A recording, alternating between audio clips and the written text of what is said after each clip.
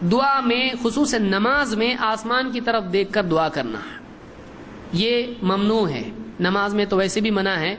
اور ایک یعنی یہاں پر حدیث ہے, آپ فرماتے ہیں لَيَنْتَهِيَنَّ أَقْوَامٌ عَنْ رَفْعِهِمْ أَبْصَارَهُمْ عِنْدَ الدُّعَاءِ فِي الصَّلَاةِ إِلَى السَّمَاءِ, لوگوں کو جو لوگ دعا میں آسمان کی طرف اپنی نگاہیں اونچی کرتے ہیں ان کو اپنے اس عمل سے باز آنا چاہیے.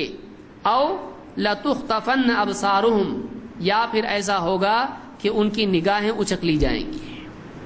نماز میں آدمی کو دعا کے وقت میں آسمان کی طرف دیکھنا چاہیے نہیں.